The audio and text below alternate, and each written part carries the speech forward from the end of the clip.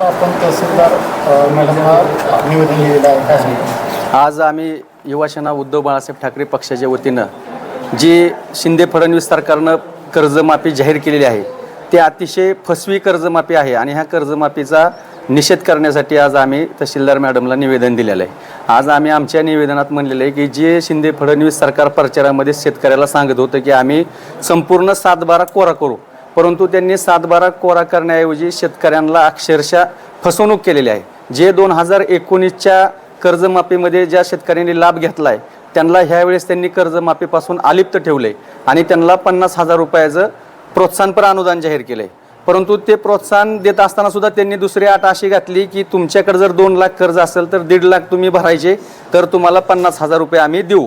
आता ते जर 1.5 लाख भरायची शेतकऱ्याची पात्रता असती तर त्यांनी कर्जमाफीची आस धरून गेल्या 2 वर्षापासून कर्ज भरायचं ठेवलं नसतं. आज त्या 50,000 रुपयासाठी पुन्हा सावकाराकडनं 1.5 लाख रुपये व्याजाने घेऊन बँकेचा भरणा करावा लागेल. तर आमची ती पहिली अट आहे की 2019च्या लाभार्थ्यांना सुद्धा पुन्हा कर्जमाफी घेतलं पाहिजे, त्यांना सुद्धा कर्जमाफी झाली पाहिजे. आणि दुसरं त्यांनी जे प्रोत्साहन देत होते रेग्युलर शेतकरी जे थकबाकीदार नाहीत, जे कर्ज नियमित प्रामाणिकपणे भरतात, त्यांना 50,000 रुपयाचं प्रोत्साहन सरकार देत असतं. तर त्यांनी ते प्रोत्साहन देताना एक अशी अट ठेवलेली आहे की 4 वेळा जर तो नियमित कर्ज त्यांनी भरणा केला असेल पाठीमागं तरच त्याला 50,000 रुपयाचा लाभ देणार. म्हणजे जर एखादा शेतकरी ह्या वर्षी रेग्युलर आहे तर त्याला 50,000चं प्रोत्साहन भेटणार नाही, 2 वर्षापासून रेग्युलर आहे त्याला भेटणार नाही, 3 वर्षापासून रेग्युलर आहे त्याला भेटणार नाही. तर मग ह्या अनुदानाचं फक्त त्यांनी दाखवलंय पण त्यांना असं ती घेता येत नाही. अशा पद्धतीचं ह्या नियम अटी म्हणजे अशा केल्यात की तुम्हाला जे आपल्याकडे म्हण आहे की बोलाचीच कडीन बोलाचाच भात, आणि त्या पद्धतीने ह्या सरकारने कर्जमाफी जाहीर केली. ही अतिशय फसवी. अख्ख्या जिल्ह्यात फक्त काही 500-600 लोक बसतील. मोठ्या मोठ्या गावात आता चर्चा आहे की आमच्या गावात असं जर नियमाप्रमाणे म्हणलं तर 3 ते 4 लोकच ह्या कर्जमाफीचा लाभ घेऊ शकतात. अशा पद्धतीची फसवी कर्जमाफी जाहीर केलेली आहे. तर आमची सरकारकडं मागणी की तुम्ही निवडणुकात ज्या थापा मारल्या त्या थापा पूर्ण करायच्या असतील तर 2019च्या लाभार्थ्यांना सुद्धा सरसकट कर्जमाफी करावी. 31 मार्च 2025 पर्यंत जे थकबाकीदार शेतकरी त्या सर्व शेतकऱ्यांची कर्जमाफी सरसकट करून 7/12 कोरा केला पाहिजे. आणि नियमित शेतकऱ्यांना जे 50,000 अनुदान तुम्ही देताय ते 1 लाख रुपये अनुदान तुम्ही दिलं पाहिजे. आणि ही जर पूर्तता तुमच्याकडून नाही झाली तर सरकारच्या ह्या फसव्या कर्जमाफीचा युवासेना संपूर्ण राज्यभर संपूर्ण जिल्हाभर ह्याचा पंचनामा करून ह्या शासनाच्या कर्जमाफी JRची होळी केल्याशिवाय राहणार नाही. हा इशारा देण्यासाठी आम्ही या ठिकाणी आज तहसीलदारांना निवेदन दिले आणि तहसीलदारांमार्फत शासनापर्यंत आमच्या या भावना पोहोचवण्याचं त्यांना आवाहन केले आणि त्यांनी सुद्धा आमच्या निवेदनाची दखल घेऊन तुमच्या मागण्या तात्काळ शासन दरबारी पोहोचवण्याचं आम्हाला आश्वासन दिले.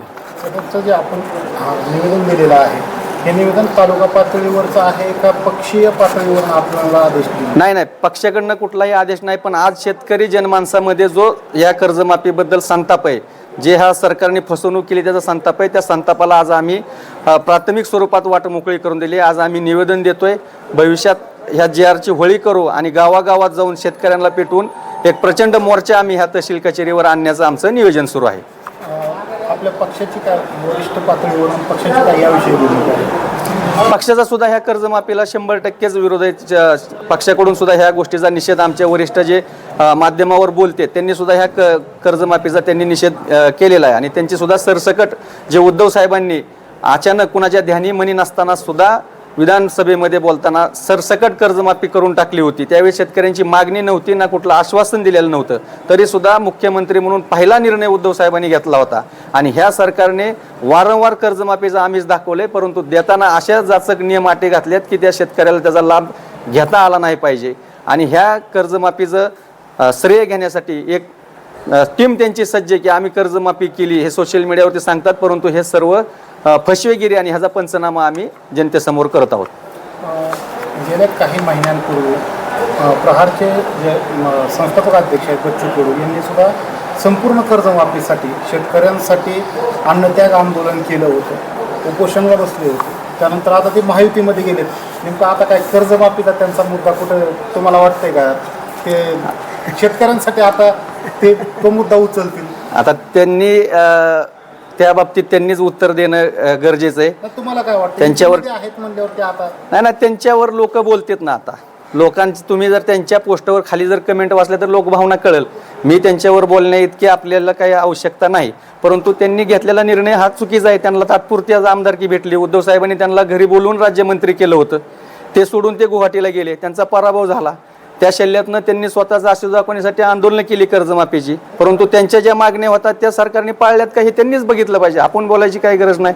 आज ते म्हणतात की त्यांचा सुद्धा ह्या कर्जमाफीला आता विरोधात स्टेटमेंट त्यांची येतात की ही चुकीचं आहे, मी सरसकटसाठी भांडणार आहे. म्हणजे त्यांना सुद्धा दिशाभूल केलेली हे उघड आहे.